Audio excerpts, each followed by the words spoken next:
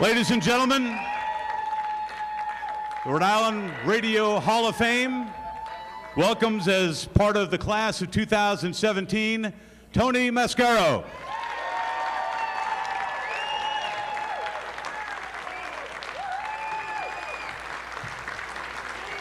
Thank you. Thank you.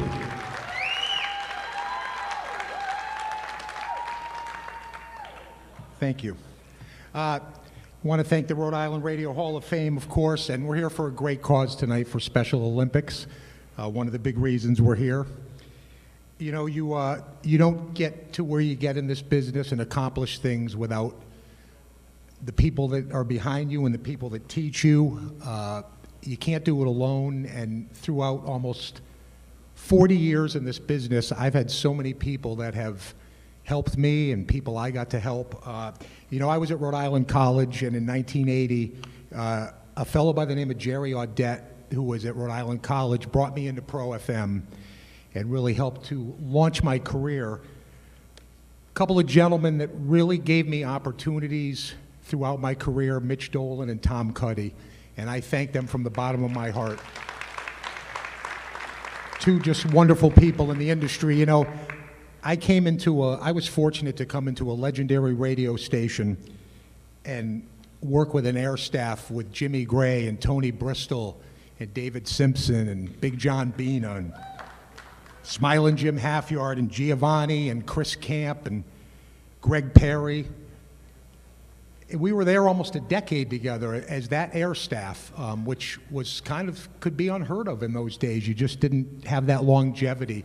And, you know, not just being with those people, I built relationships with them, and I learned from them. I was the last guy in on that air staff, so I was the young guy, I was the rookie.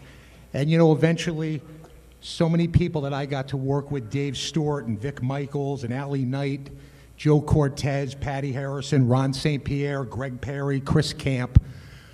These people were so instrumental with helping me in my career. And, you know, we had a good time. We had a great time. We had the battles with JB 105, the ratings battles.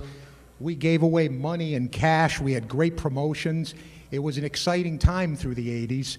And, you know, we were playing, at that time, new artists were Prince and Madonna and Hall & Oates and Billy Joel and Duran Duran and Michael Jackson. And we just we had fun. It was a great time to be in the business. I think in all the years I've done this, that was one of my most favorite times, was in that time period through the 80s at Pro FM. My wife Sophia would always say, Tony loves Pro FM. He loves to work at Pro FM. And I did. And I learned from those people there. And that was the thing. We all had ideas. We all shared things. We all taught each other how to do radio. And we taught each other how to do it the right way and the fun way. So it was an exciting time. And, of course, things changed over time. After a while, we kind of broke up. Everybody sort of went different ways. And then it was exciting for me because a new regime of people came in. Younger people came in, Davey Morris and Chris Tyler and Rob Hogan and Ted Edwards. And from having worked now in the business, I got to teach them. David Simpson became the program director. I got to be the music director. And now I could teach these younger people how to do radio. It was so rewarding to be able to do that after spending time in the business. I've been lucky. I've been very lucky and blessed for all this time, for the opportunities I've been given. And once again, Tom Cuddy and Mitch Dolan gave me an opportunity to go to New York City. In 1997, it was very difficult for me to walk out of the Bryan Broadcasting Center, but it was something I had to do. And I went there for 17 years, and I got to work with a legend named Scott Shannon, which was incredible. That guy knows radio. Scott was great. Scott would, when he didn't like something I did, he'd pull me over and go, look out that window. See those yellow taxi cabs in big buildings? You're not in Providence anymore.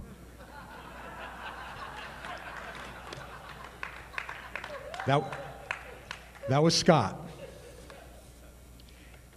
You know, and then in 2014, I got the call to come back. And this time it was to come back to WPRO AM, and a legendary station. Of course, typical Rhode Island, my first day, February 3rd, 2014, we had a blizzard. So I got up at 5 in the morning and made my way in, and there was nobody there because all the hosts were gone. It was that week between Christmas and New Year.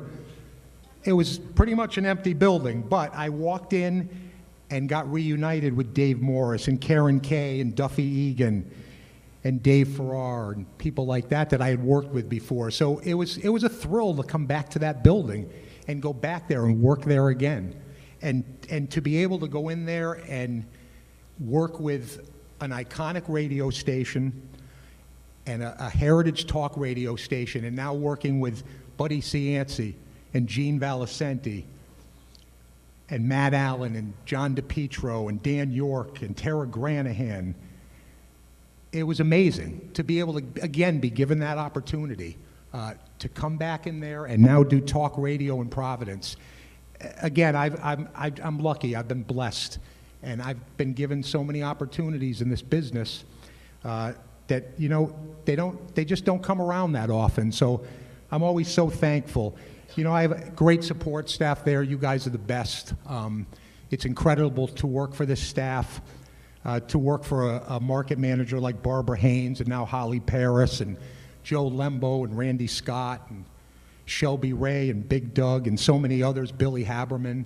I know I'm throwing names out, but you know what? All these people that I mentioned were a part of my life for these 4 decades and made radio fun for me. And I learned from them, and I got to teach them.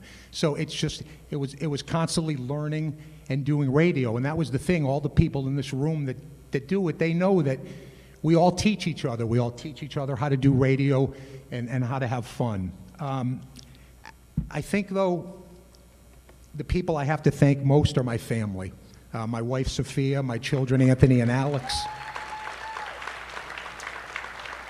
You know, as most of you know, being in this business, it's a 24/7 business, so there were many times where holidays were missed, or I couldn't be there during big storms or hurricanes or big stories, and the love and support that you guys gave me over the years has just been absolutely incredible, and I love you for that, and you really helped me with my career. My family came from Connecticut, my Rhode Island family, all the love and support that you guys have given me over the years. I thank you so much. It's been an incredible run.